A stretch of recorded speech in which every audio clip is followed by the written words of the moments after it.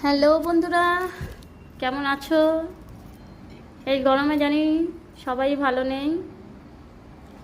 সবাই ডিম ভাজা ট্রাই করছে, আমিও করছি।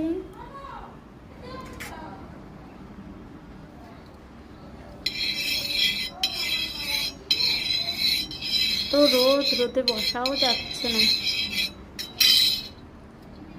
দেখুন দেখুন, কত তাপে সবাই ডিম ট্রাই করছে, আমরাও করছি, দেখি কি হয়। হলে তো ভালোই। দেখেছো, ডিমটা দেওয়ার সঙ্গে সঙ্গে ফুটছে। ভোরবেলায় 6টার সময় রেখে গেছিলাম চাটুটা।